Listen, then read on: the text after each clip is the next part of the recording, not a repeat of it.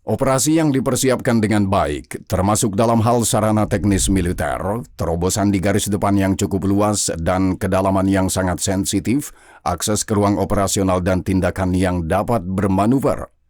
Ini adalah gambaran serangan signifikan angkatan bersenjata Ukraina di wilayah Federasi Rusia dekat kota Suja, wilayah Kursk. Namun, gambaran ini tidak datang dari analis Ukraina atau Barat, melainkan dari blogger Rusia Sviatoslav Golikov. Golikov menambahkan bahwa tindakan pertahanan Rusia saat ini kacau dan ad hoc, dan ia menyebut seluruh serangan yang dilakukan angkatan bersenjata Ukraina Balaklia 2.0, yaitu memalukan bagi Rusia dan sekaligus sukses bagi Ukraina. Serangan Kharkiv 2022 yang berakhir antara lain dengan perebutan Kupiansk dan Balaklia. Serangan Ukraina menurut pihak Rusia dimulai pada hari Selasa pukul 8 pagi ketika pasukan Ukraina melintasi perbatasan antara desa Nikolayevo Daryino dan Oleshnya menuju timur laut. Setelah 72 jam, pasukan Ukraina memasuki setidaknya 10 km jauh ke wilayah Rusia dan mulai mendorong kedua arah. Mereka mengambil jalan R200 menuju kota Suja yang berpenduduk sekitar 6.000 jiwa. Sumbu kedua mengarah ke barat laut menuju Koronevo dan Malaya Loknya, yang menurut blogger Rusia Rybar, tujuannya mungkin untuk mencapai kota Legov. Di sana, menurut saluran Rusia, perlengkapan garis pertahanan tambahan dan rencana evakuasi penduduk jika terjadi terobosan musuh telah dimulai. Keadaan darurat telah diumumkan di wilayah Kursk. Presiden Rusia Vladimir Putin menyebut serangan Ukraina sebagai provokasi skala besar dan memanggil para penasihat utamanya untuk membahas apa yang disebutnya penembakan tanpa pandang bulu terhadap bangunan sipil, pinggiran kota, dan ambulans dengan berbagai jenis senjata. Di sini kita melihat pertemuan Putin bersama Dewan Keamanan Nasional. В Курской области, как известно, киевский режим предпринял. Pihak Amerika tidak diperingatkan mengenai serangan Ukraina, namun menurut juru bicara Departemen Luar Negeri Matthew Miller, hal ini tidak mengherankan. Ini bukan hal yang aneh, ini adalah perang yang mereka lakukan. Kami memberi mereka peralatan, kami memberi mereka nasihat. Tidak diketahui secara pasti berapa banyak tentara yang terlibat dalam operasi tersebut. Perkiraan terendah menurut pihak Rusia adalah 2.000 tentara. Namun para analis Barat percaya bahwa ini bukanlah serangan seperti yang kita ketahui dari tindakan yang disebut sebagai orang Rusia kulit putih dari Legiun Kebebasan Rusia atau kelompok serupa lainnya, tetapi tindakan yang jauh lebih luas dan direncanakan secara terpusat yang mungkin melibatkan 2 hingga 4 brigade, dan itu berarti 10.000 hingga 20.000 tentara. Brigade Lintas Udara ke-82 tentu saja terlibat dalam penyerangan tersebut. Begitu juga dengan Brigade Mekanik ke-22. Keduanya merupakan formasi berkualitas, dilengkapi dengan baik, dan yang terpenting sangat mobile. Brigade Lintas Udara ke-80 dan Brigade Mekanik ke-61 juga kemungkinan besar akan berpartisipasi.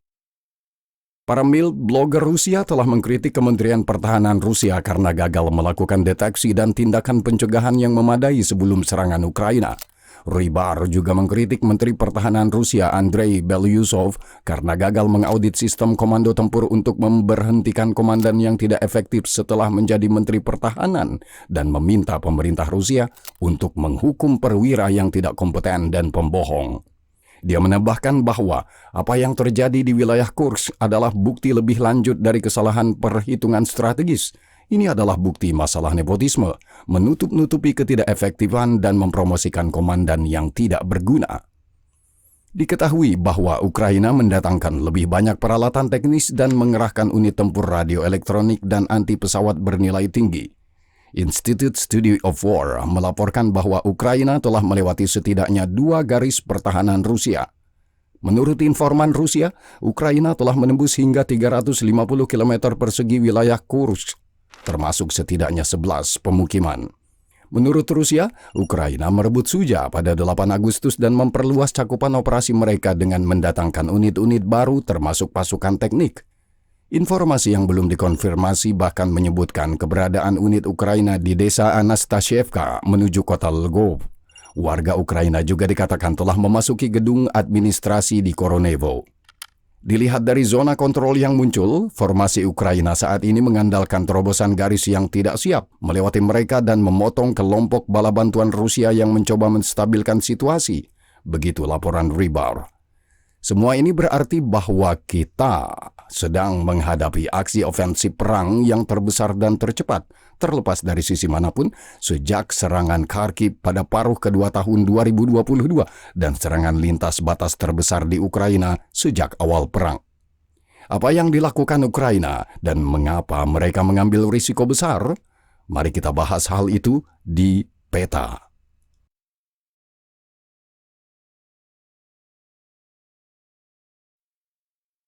Melihat titik-titik strategis yang terdapat di kawasan tersebut, setidaknya ada beberapa di antaranya yang dapat kami kemukakan. Pertama-tama, pembangkit listrik tenaga nuklir Kursk terletak 50 km dari perbatasan. Fasilitas dengan prioritas nasional tertinggi. Fakta bahwa Ukraina mungkin benar-benar berpikir untuk pergi sejauh itu ke Rusia terlihat dari fakta bahwa mereka menuju ke Malaya Loknya dan kemudian ke Legov, seperti yang ditunjukkan Rybar. Dari Legov, jaraknya hanya 20 km ke PLTN Kursk. Namun, mengingat jarak dan tingginya risiko tindakan tersebut, hal ini kecil kemungkinannya setidaknya pada tahap ini. Yang lebih penting tampaknya adalah fasilitas yang dapat dijangkau langsung oleh pihak Ukraina. Ini termasuk stasiun transit gas Gazprom di Suja yang terletak sekitar 600 meter dari perbatasan. Suja adalah salah satu pintu masuk gas utama ke Ukraina. Jaringan pipa gas kemudian menuju ke Slovakia, Hongaria, dan negara-negara lain. Menahan pasokan atas inisiatifnya sendiri mungkin akan merugikan Kiev, namun kerusakan pada stasiun transit utama dapat digambarkan sebagai keadaan kahar atau force majeure di masa perang yang akan sulit dibantah oleh Viktor Orban yang mengadukan Ukraina ke Brussels. Targetnya juga bisa berupa pemotongan jalur kereta api logistik yang sangat penting yang melewati Suja dan mencapai Belgorod, seperti yang ditunjukkan oleh pengguna X Intel Cizo. Jalur kereta api juga memberitahu kita mengapa Legov bisa menjadi target operasional Ukraina.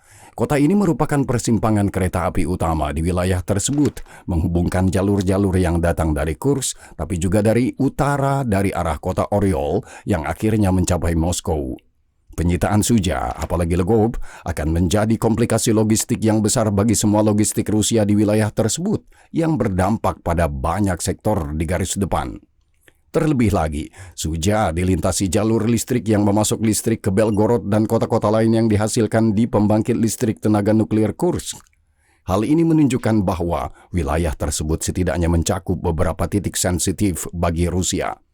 Namun, bahkan untuk target vital seperti itu, mempertaruhkan beberapa brigade yang dilengkapi dengan peralatan yang sangat berharga bagi Ukraina mungkin tampak dipertanyakan, terlebih lagi dalam konteks apa yang sedang terjadi di arah Pokrovsk.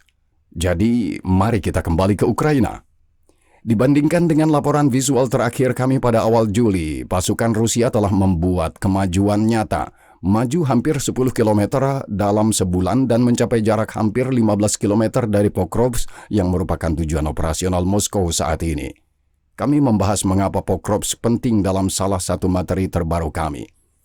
Tujuannya adalah untuk merebut jalan kunci H42 yang menghubungkan Konstantinivka dan Pokrovsk yang kemudian menghubungkan dengan jalan M30 ke Dnipro. Arteri ini sangat penting bagi angkatan bersenjata Ukraina, antara lain untuk memasok pasokan para pembela Chasiv-Yar. Pasukan Kremlin memasuki pemukiman seperti Progress dan Vesele dan ke arah Novoaleksandrivka mendekati jalan H32 yang berjarak kurang dari 6 km. Di utara, Rusia juga mendekati Toretsk sekitar 2 km dan bagian depannya menguasai kota New York. Di sebelah timur kota, terdapat celah selebar 2,5 km yang membuat pasukan Ukraina terancam dikepung. Dibandingkan dengan ini, situasi di lini depan lainnya relatif stabil, meskipun Federasi Rusia tetap melakukan serangan. Yang perlu diperhatikan adalah kemajuan Rusia di bidang-bidang seperti Pischana, Makivka, Spirna, Rozdolivka, Chasiv-Yar, Krasnohorivka, Vuhledar, Rozain. Di semua tempat tersebut, Rusia berhasil memperoleh wilayah seluas 1 hingga beberapa kilometer dalam sebulan terakhir. Selain itu, setelah berbulan-bulan, jembatan Krinky yang legitimasinya diragukan oleh banyak pengamat telah dihilangkan. Semua ini berarti bahwa situasi di garis depan masih sangat sulit dan sebulan terakhir ini telah membawa peningkatan keuntungan Rusia secara nyata. Hilangnya wilayah yang dikuasai dan risiko masalah serius di poros Pokrovsk-Chasiv Yar. Para analis, termasuk Konrad Muzika, mencatat bahwa bulan-bulan ini adalah jendela peluang terakhir bagi Rusia karena masuknya cadangan segar tambahan oleh Ukraina dan masuknya peralatan barat secara lebih luas yang terbuka setelah berbulan-bulan kebuntuan dalam Kongres AELS. Jet tempur F-16 pertama juga sudah terbang di langit Ukraina. Jadi, pemandangan tindakan skala besar Ukraina yang menargetkan wilayah Rusia telah membuat banyak pengamat bingung memikirkan alasan dan potensi kalkulus untung ruginya. Logikanya jelas, bukankah peralatan dan orang-orang ini lebih dibutuhkan di Pokrovsk, Torets, dan Chasiv Yar? Masih terlalu dini untuk mengatakannya, tapi kita bisa merenungkan proses berpikir para komandan Ukraina. Di antara mereka yang melakukan hal tersebut adalah Mick Ryan, pensiunan jenderal Australia yang aktif mengamati perang. Ryan mengidentifikasi beberapa tujuan yang tidak eksklusif. Yang pertama sudah jelas, untuk mengikat pasukan Rusia. Ukraina dapat mengandalkan Rusia untuk mengalihkan sumber daya dari Ukraina ke Rusia untuk melindungi wilayah mereka yang pertahanannya buruk sehingga memudahkan tugas para pembela Ukraina. Namun, ini merupakan pertaruhan yang cukup besar. Ryan percaya bahwa Rusia tidak mungkin melemahkan arah strategis mereka, Pokrovsk, Torets, atau Chasiv Yar, namun kemungkinan besar mereka akan melemahkan pertahanan mereka ke arah lain yang kurang menonjol. Artinya, kelemahan pertahanan baru bisa muncul dan menciptakan peluang baru bagi angkatan bersenjata Ukraina. Tujuan umumnya juga tentunya untuk melemahkan momentum Rusia secara umum dan pada saat yang sama meningkatkan suasana perang serta moral rakyat dan tentara Ukraina. Meskipun di sini perlu dicatat bahwa risikonya adalah jatuh ke dalam perangkap tujuan PR dengan mengorbankan keuntungan nyata inilah yang ditakutkan oleh para pengamat. Justru oleh mereka yang melihat pertempuran berlarut-larut untuk Bakhmut atau perebutan jembatan Krinky sebagai hal yang sia-sia dan tidak logis. Namun, Ryan menyimpulkan bahwa dalam merencanakan operasi ini, Ukraina mungkin hanya mengikuti logika mengeksploitasi kelemahan terbesar musuh. Dalam perang, unsur kejutan, memanfaatkan ketidaksiapan, menyerang pihak yang lemah sangatlah penting, dan serangan Kharkiv menunjukkan hal ini. Brigade dengan mobilitas tinggi yang mampu menempuh jarak hingga beberapa puluh kilometer sehari terlibat dalam aksi tersebut. Para mil blogger Rusia telah banyak melaporkan taktik inovatif Ukraina berdasarkan pengenalan peralatan perang radioelektronik yang sudah menjadi ujung tombak serangan tersebut, bersama dengan puluhan drone. Ditambah lagi dengan peperangan anti pesawat yang mengakibatkan jatuhnya pesawat dan helikopter. Dengan kata lain, Ukraina sekali lagi dapat mencium bau darah dan memutuskan untuk melakukan hal tersebut. Terlebih lagi karena mereka menerima laporan bahwa pihak Rusia meremehkan masalah tersebut. Menurut sumber CK, 2 minggu lalu Komandan Kelompok Penjaga Perbatasan Negara, Wakil Komandan Distrik Militer Leningrad, Letnan Jenderal Ezedullah Abachev, melaporkan kepada Kepala Staf Umum Valery Gerasimov tentang persiapan angkatan bersenjata Ukraina untuk menyerang wilayah Kursk. Sebagai tanggapan, Gerasimov dilaporkan mendesak Abachev untuk tidak menimbulkan kepanikan dan tidak tertipu oleh disinformasi musuh. Selain itu, untuk mengantisipasi serangan angkatan bersenjata Ukraina, Gerasimov harus menarik pasukan dan sumber daya dari wilayah yang ia rasa tidak diperlukan di sana.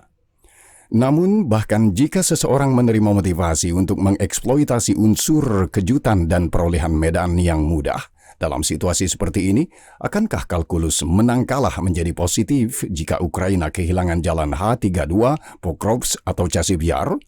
Apalagi, ingat, mereka tidak bisa menggunakan rudal AS di wilayah Rusia, misalnya HIMARS. Sekali lagi, sulit untuk menilai apapun pada tahap ini. Namun demikian, wilayah yang dimenangkan dengan murah, terutama jika menyangkut wilayah jantung Rusia, belum tentu murah di meja perundingan. Dengan kata lain, Ukraina mungkin ingin mempertahankan wilayah ini justru untuk tujuan kemungkinan perundingan perdamaian. Maka ratusan kilometer persegi tanah air Rusia akan sangat membebani. Selain tugas strategis yang disebutkan tadi, unsur psikologis juga tidak kalah pentingnya. Fakta bahwa wilayah Rusia masih diduduki oleh musuh yang 10 kali lebih kecil terdengar seperti lelucon buruk bagi Kremlin dan melemahkan legitimasi rezim di mata masyarakat dan lembaga pengambil keputusan. 2,5 tahun lalu, Sumy adalah salah satu poros utama kemajuan Rusia. Mungkinkah para prajurit di kolom itu, jika mereka masih hidup, membayangkan bahwa 2 tahun kemudian serangan akan terjadi pada poros yang sama, hanya saja ke arah yang berlawanan? Semakin besar tekanan yang diberikan kepada agresor yang menyebabkan perang di Ukraina, kata Presiden Zelensky dalam pidato malamnya, perdamaian akan semakin dekat. Hanya perdamaian melalui kekuatan yang adil. Apakah ini hanya sekedar kampanye humas jangka pendek yang mulai terpecah belah saat kita mempublikasikan materi ini, atau kita sedang menyaksikan sesuatu yang lebih besar? Hal ini masih harus dilihat saat kami menulis kata-kata ini. Namun, mengingat keadaannya, satu hal yang tidak dapat disangkal oleh Ukraina adalah keberanian.